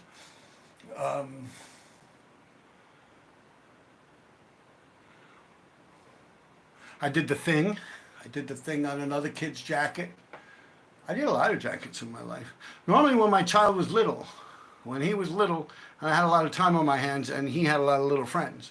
You know, "Oh, wow, can you do me one?" I was like, "You got a jacket?" You know, I mean, I'm sitting home. I can't just leave my kid alone anyway. I have to stay with them, so I might as well paint a kid a jacket, you know. I did a lot of jackets. You ever do a jean jacket? Come as you are, right? Nirvana, right? I'm not a big Nirvana fan. This was just, it was in Target. And the Target's like near my job, and I kind of had like a laboratory accident where I wanted to take the shirt off that I had on. So I went in and I bought, it was either this or Led Zeppelin. How I line up with the Led Zeppelin eventually, anyway. Can you buy a shirt, G-Rocker? Yeah, sure. Do you live in America? If you live in America, it's free, man. Free shipping. You know, but if you're outside America, I don't know, it's normally like an extra 20-something bucks. And Sweden, they were asking me about tariffs, which were like $98 or some shit like that. So that was more than the whole deal, but the guy was willing to pay it. So I have to, you have to show me where you live and everything, and PayPal me the loot. Sometimes with the PayPal account will have your address and everything on it. If I give me the address, I'll look it up on the UPS calculator, get a rough estimate of how much it costs. We'll bounce back and forth what's going on. And happy Father's Day to you too. I am in Wisconsin. Where do I go to buy it? All right, I'll send you the link right now. Well, not the link, but where you could go buy it. It'll also be in this thing when I end it, whenever I actually do end it. I'm just waiting for this to dry, and I'm going to hit it with the glow in the dark. Okay? Glow in the dark fabric paint. Fucking hot as fuck in here, yo. See, you know what it is? I got frogs, so I can't have the place cool. The frogs, my big boy in there, he's from South Africa. Big old pixie frog. These guys in here are from Australia. My snake, he's all right. He's from Florida. He don't give a fuck. You want to see my frog? I'll pull him out. My dick. Let me put my gloves on. I gotta wait for this thing to dry anyway. Oh, that's right. I'm smoking all this weed. I forgot. I'll send you that address real quick, and then I'll whip out my frog. That's on OnlyFans, right? I'll do a little Richard Gere action with a frog. But give me a minute here. Give me $10. I'll stick the. Give me $10. I'll stick this frog up my ass.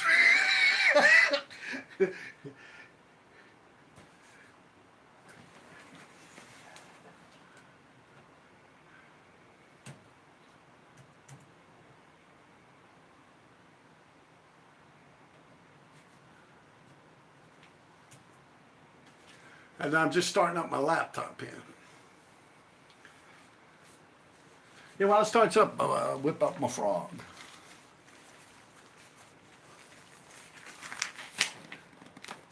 All right?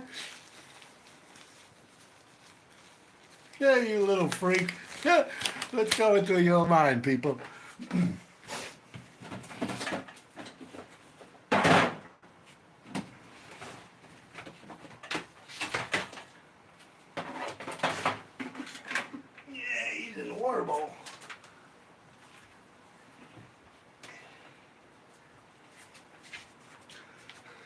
Yeah, look at him, man. He grew, right?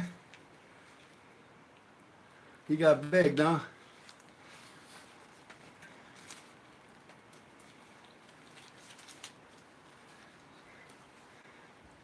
This is big old Fernando. Yeah, he's almost 3 years old. Next Christmas he'll be 3 years old. Yeah. When I had him, remember, he was the size of a quarter when I first got him. Yeah, my little buddy. And he's a male, you could tell by that orange right there. So he's going to get big, man. This motherfucker get like a dinner plate. They live for like 40 years. So he's not nothing near done growing. This is my little baby. Coolest fucking thing ever, no? But you know what it is? I'll probably wind up leaving this thing to my son in a will. They live 40 fucking years. I'll be like 90 something years old. This thing could, considering you have to keep it in humidity and warm, like I said, this room is hot as fuck. Considering all that stuff, if you keep the parameters straight and everything, yeah, this thing could go on and on and on. These things will bury themselves in the fucking mud for a year if they want. Like during the rain seasons and shit like that, they bury themselves in the mud. They don't come out until it starts raining again. It's like the opposite of hydrating. I forget the term. Like I just clicked on live here. Now let me put him back to sleep. You want to say goodbye? Little baby. Yeah, little baby.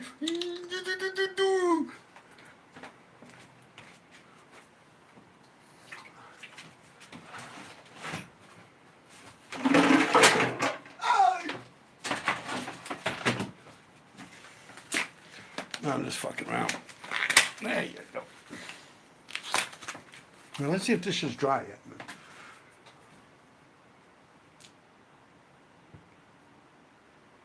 Yeah, it's got to sit a little longer.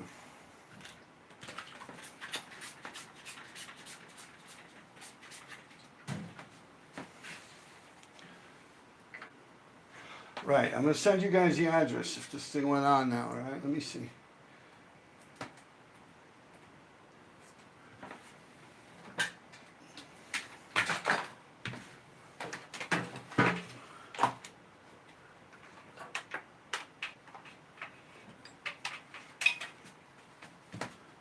Yeah, you guys remember who was that? That was on Buy Me a Coffee, right? When you guys gave me enough money, I was able to purchase this fucking laptop. Thing's falling apart now. This piece of shit you guys got me, man. The fuck? No, I'm very thankful. I fuck with you. I make joke. No, but yeah, if the plug comes out, it dies. Like the battery's got no life. It's got to rely on being plugged in.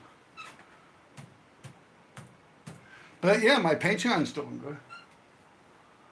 Instead of buying me a coffee, join Patreon. And then you can see what you know, how I roll. Things I don't get into on here, you know. Here I just go live and whatnot.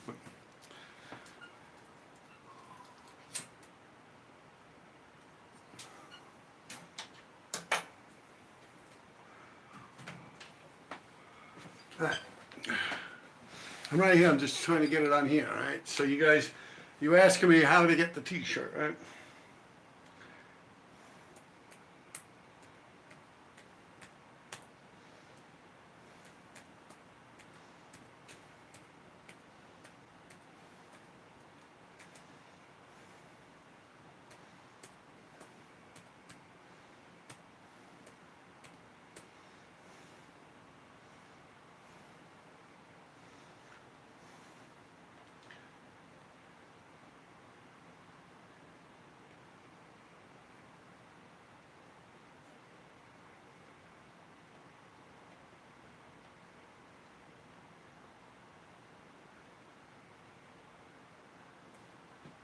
Yeah, look at that shit, huh? See that? I printed that shit, boom, boom. I'm like fucking Joe Rogan, right? I'm getting the hang of this shit. I didn't even kicked a couple of guys out before. No, that was the other day.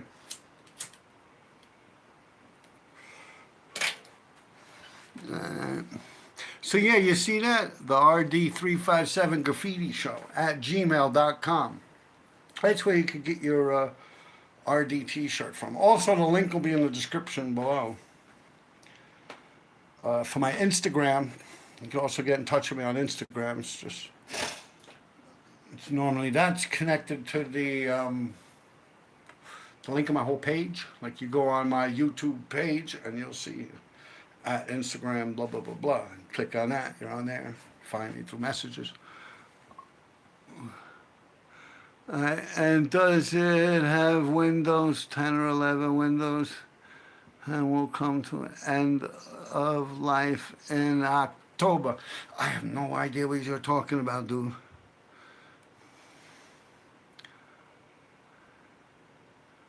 Oh, with the windows, you're not talking about windows like this fucking window here. I thought you had windows like this. You're talking about computer windows, right? I don't know about that shit, man. It's got a screen. Windows with the program windows. No, it works fine. I'm not bitching. I'm not complaining. Thank you. God damn, man. How many times you gotta thank you, man? What the fuck? You're making me feel funny here.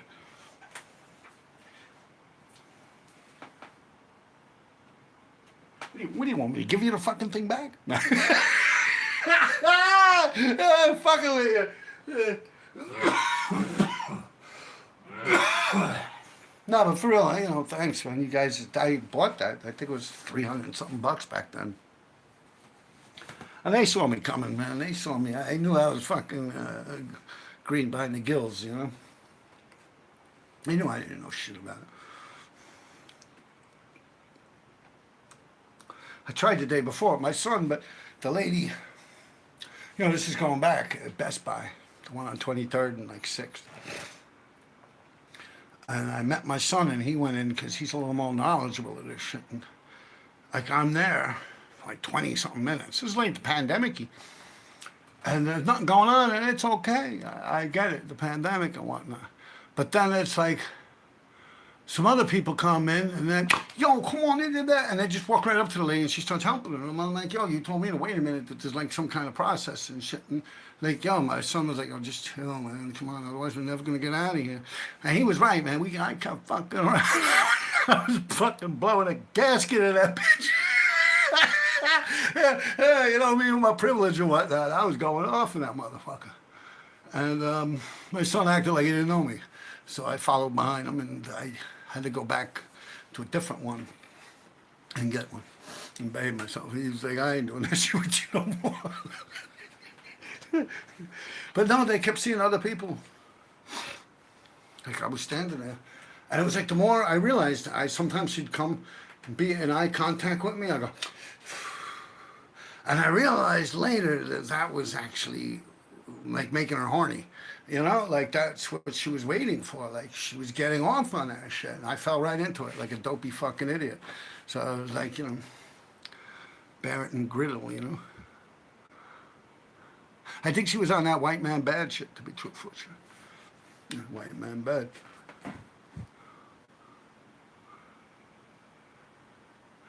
I'm thinking this is my apartment of 10 or 11 windows. Where the fuck does this guy think I live? Fucking Empire State Building, the World Trade Center or something?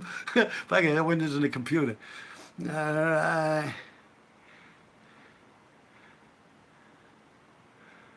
BB, whatever, send it to Instagram. Yeah, I got this phone on a tripod, so it's kind of hard for me to read this shit. I'm getting old. Erwin Curtis, Michael Madsen. You ever smoke crack? I was just talking about that, yeah. Victor Sandswitsky, are you scared of God or the afterlife? Do you think it's important not to do some stupid that might get you in trouble after death? Well, you're probably picking that up from my last live. And I was raised a Catholic. After kindergarten, my mother tried to put me in St. John's. I was in with the Bonet brothers and the Mimocks from this neighborhood. That's still around till today. And I was kicked out. I was fucking around in there too much. And I had my first Holy Communion, my confirmation. And then I wound up going to PS 183 from there. And Cardinal O'Connell was actually a friend of my mother's. And my mother was Irish. She was very plugged into the Irish community and the church organizations. She was like really like on part of that shit, like arranging little meetings and shit like that. So I am Catholic. That's what I am. I was baptized, first Holy Communion, confirmation, the whole 9 yards. I've abandoned my faith. When my baby's mother got murdered, I went to church. I asked God to give me strength to raise a child and to have everything work out, and it did. And I swore, you know, this, that, and I feel as if I didn't keep my word. Now I'm getting older, and I'm feeling like I got to make things right in that area. Definitely baby steps. I'm not like a Bible thumper, but I can't help but think my mother and other family members that were extremely intelligent people, and I couldn't believe them if they believed in something as powerful as God and Jesus, that there had to be a reason for it. Like my family's existence for hundreds of fucking years, being involved with this religion, my family's not stupid, and they had to have had reasons and belief in this. And throughout the years of me going to church, being forced to go to church, when I was a child, my brother would pinch me right under here, but on the other arm when we're sitting in the pews. back in the 70s, early 70s. And she'll drag me to the back where they light up them candles, and she'll pull a fucking hanger out and just start beating me. And then I'll go sit back down. I'll be just, and my brother would be like, like, yeah, it's like, how does people believe in that if it's no reason to believe in it? You know what I'm saying? So I believe that there's something going on. Then also, from the scientific aspect of things, not as far as like a Darwin theory, but I mean, you got fish come up out of the water as amphibians, later become lizards, birds, shit like that, the humans, the mammals and whatnot, the evolution. I got fucking evolved tattooed on my fucking arm. So there's a part of me that believes that it's just like a fish. You have a fish in your fish tank, a goldfish in your goldfish bowl, and it dies. You flush the fucking thing down the toilet, and you get another one. Like, life's really not that important, but it's definitely short. And I'm kind of in an area where I don't want to fuck around and find out. like my ancestors and my great people, my peeps, are dominantly from Ireland, Dutch, Germany, shit like that. They are reasons. Well, my father, no, he wasn't that way at all. My father was not religious. He was Episcopalian, and I don't even know what the fuck that is, to be truthful. Episcopalian, if someone knows, comment in there. But he was Episcopalian. And they were divorced, so I was raised by my mother.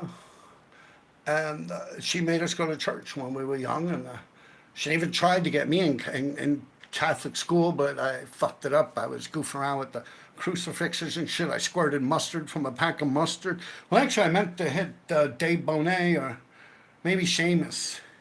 I meant to squirt them with the mustard out the pack, and as it happened, the nun fucking hopped in the way, almost like trying to save from the bullet. Like, she didn't know, but it squirted all over her. And they got in touch with my mother, and my mother came down there. She was drunk and shit, so they're like, "Yo, get this fucking people out of here." Like, my mother was the neighborhood drunk. So I wound up in public school right after that. It's like the school, literally right next to the public school. So it's the next building over was the school I winded up going to. And in there, I went to school with, everyone from here. First grade, like the Bannocks, Eddie Bannock, Vinnie Bannock, Lorraine Splaney, Katie Splaney, Monique Manchaco, Serena Manchaco, Joseph Junis, Terrence Reynolds, Darrell Wilson,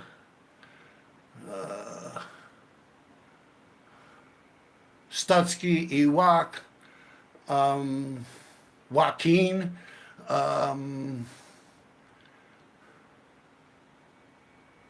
Brett was another one. And he used to hang out with Joaquin. And then you had so many people. That's like the people I grew up with here in public school. Joey Brennan, the arcade, the game room massacre. It broke the dude's head open. Yeah, I was in like first, second, third grade with him.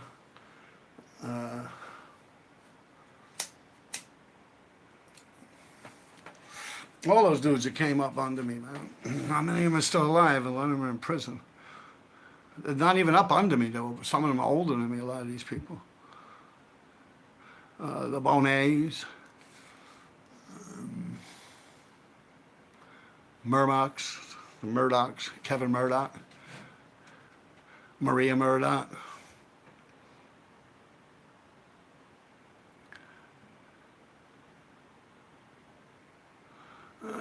Nice hairdo. Dude, you're so cool. How old are you? I'm curious. I'm going to be 57 in a couple weeks.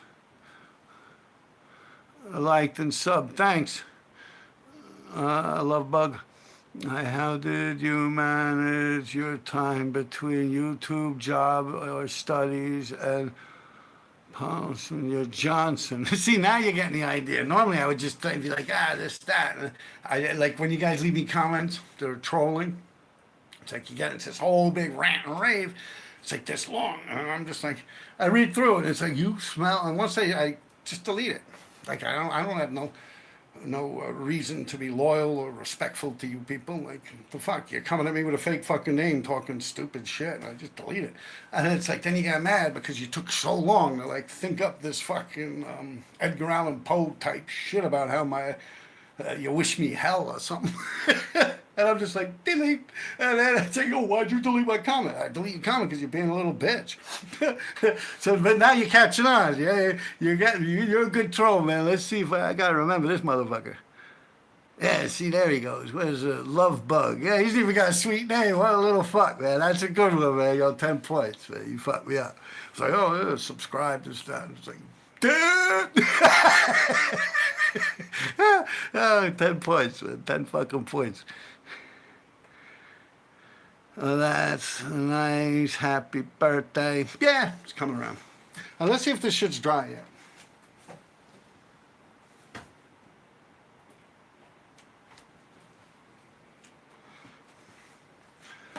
It's like, RD, how many cans of spray paint does it take to fuck you, piece of shit, this, that, right?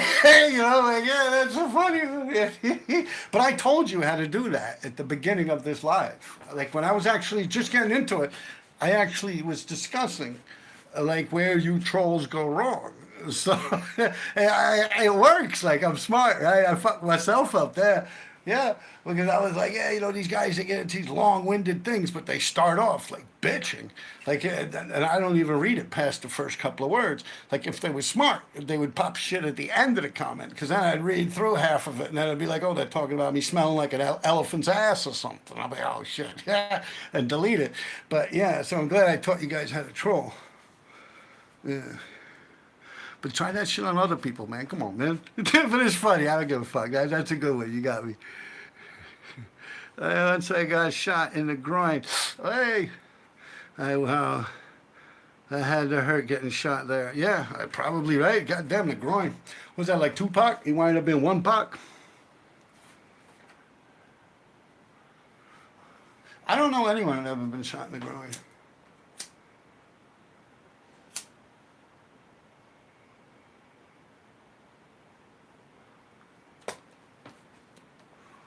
Now, let's see if this thing's dry.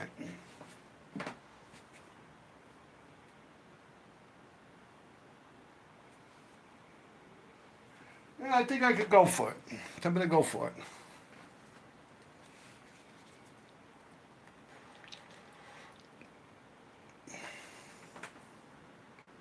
Yeah, and if you want to buy them off me, like I said, I probably should start that buy me a coffee, put them on there. Because otherwise you got to get in touch with me on PayPal. Like, I do it through PayPal. I got to open up another Vimo. Something went wrong with it, man.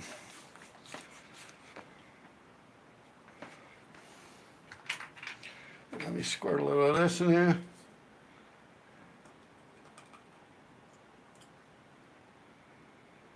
Easy.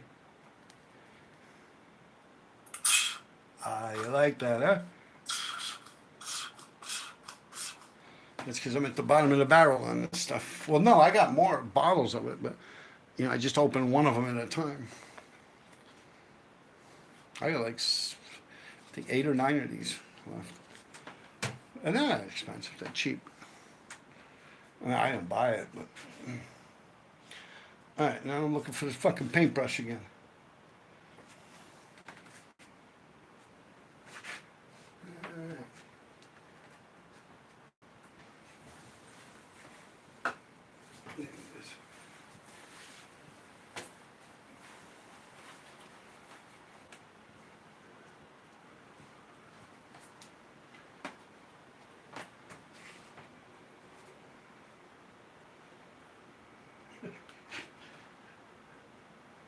You know, that's funny, you know, like how you got me with that. It reminds me, you know, with that troll there, like, you know, I subscribe this and that, like, you smell like shit or something, you know. That reminds me, you know, when we were little, we used to walk up to people and be like this, right? We'd tap here, go, sniff my ass, and be, oh, it's a 1:45. We'd be like, you know, but I mean, we were children when we did that shit. You're like, she sniff my ass? I'm like, oh yeah, it's 12 o'clock. I'm like, thank you. 10 points. Man, you made my day, man. Happy Father's Day, yeah? That's funny.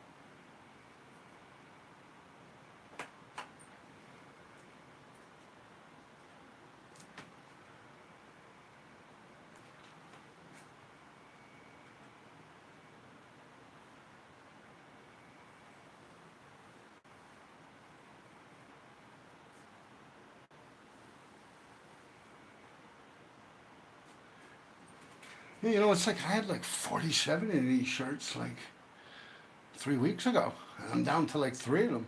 But them fucking things are flying, man. They're really flying a lot. That one guy wanted 11 of them. A lot of them are going to Arlen, man. Shout out, man. I'm looking at Arlen, what's going on over there, man. I'm like, wow, that's some crazy shit, man. I mean, you guys got it just like what's going on here, I guess, but worse. But I don't know. But yeah, thanks all you guys, man.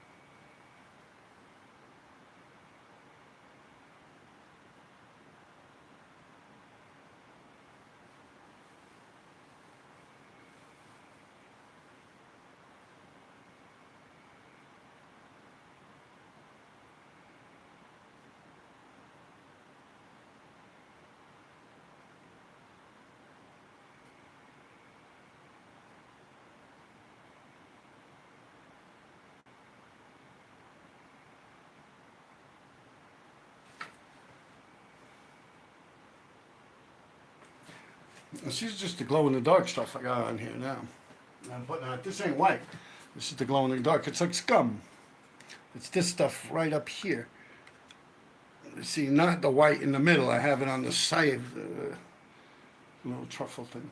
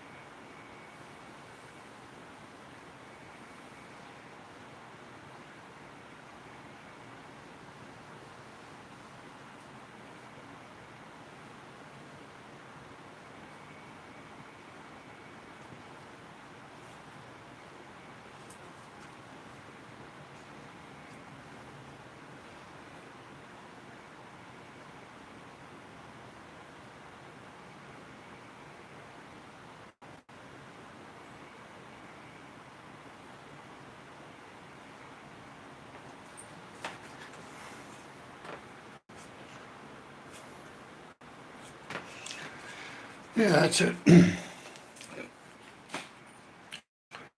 That was the glossy. So let me just clean out my brush. I'll be back.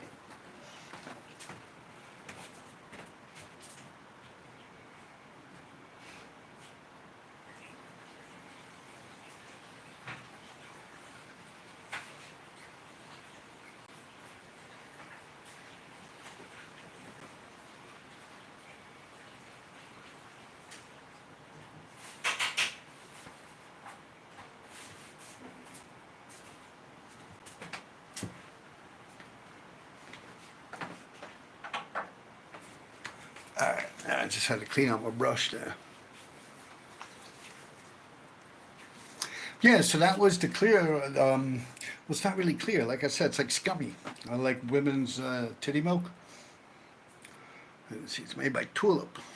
Not that I'm sponsoring anything for these people, but or I didn't buy it either. It's good shit. It's for fabric. So I used a fabric paint. But I'm thinking if I start to actually do some pretty cool drawings on them, like one of a kind type shit. Like I said, like Jason, Friday the 13th, like a werewolf, some crazy shit. Frankenstein, of course, you know. Like how much would I be able to charge for something like that? Considering I'm putting in more work and time on it. It's definitely a collector's item, a one of a kind. I think it'll be cool, like some real cool, like artsy shit, no?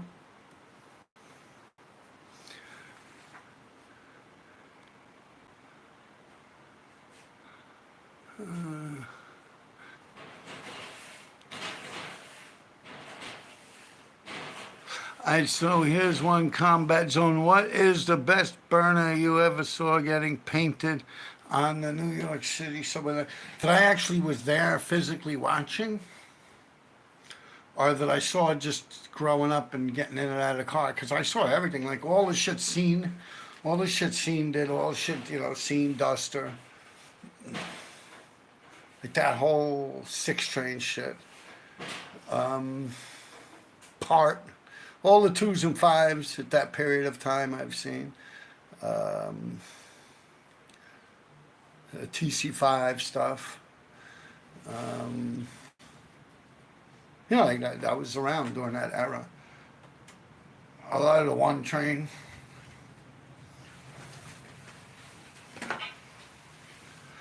I'll tell you, a lot of the Lee stuff was buffed by the time I saw it.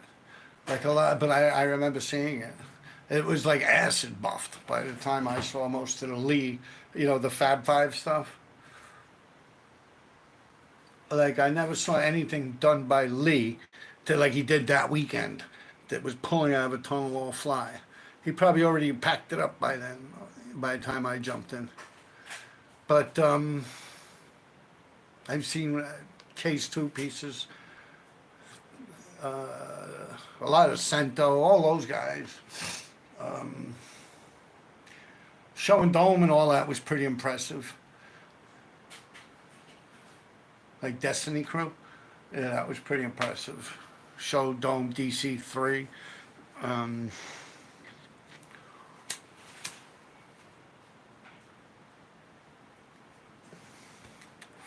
Now I don't know, but about the best I've ever actually stood in front of and witnessed it being created by a writer. I don't know. I don't remember what I was there for with KK when he was doing things. I don't remember. I don't think I was there for the honeymooners. I might have been when he was doing the honeymooners whole corner. I was definitely. I know. I was definitely there when he had him in the Mercedes, and the license plate was 357. He actually painted a Mercedes on the side of the train. As I remember, I think John gave it freckles. You know, gave him freckles. Um, that was some nice pieces. TK did some nice pieces too. Ghost, all that weird wild shit Ghost was doing, I remember.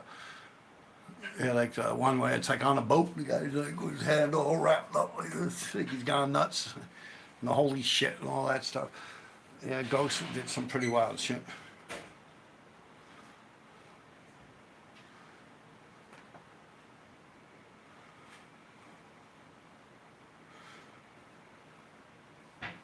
I don't know, I like that Donkey Kong shit, man. Yeah, on the one train, that was cool. Um, it's because the characters, it was brilliant. Um,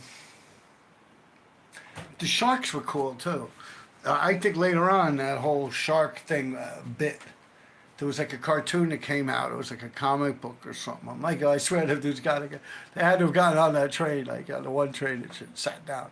Like, oh, I could use a shark. Like, and then there was like that whole thing. What is street sharks, right? Remember that? Later on in life, they came out with that. It's like they had to see them whole cars with the sharks and shit. You know? Like whoever came up with that, like they stole that idea.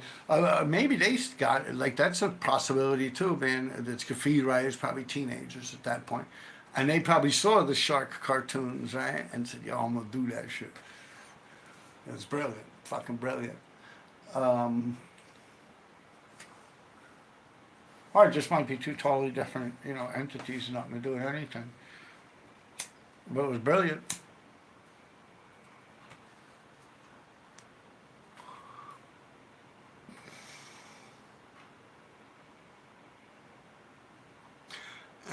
Let's see, where are we here? Very funny.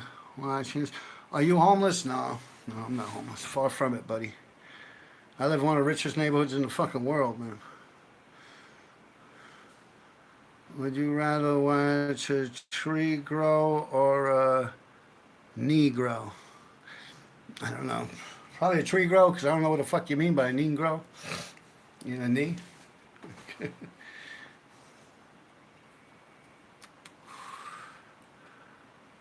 But you could watch the paint. You could watch that dry. But I can't show you a glow.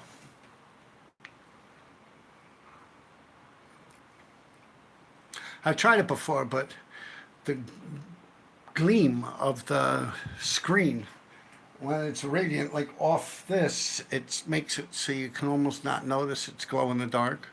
But if I took a picture of it and used it as like a thumbnail, then you'd see it.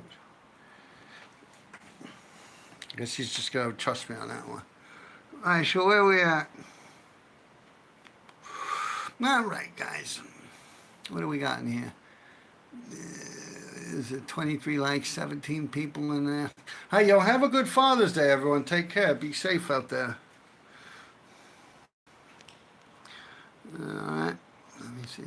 I hardly ever go on here on my phone. Normally I'm on my laptop. I guess I hit that.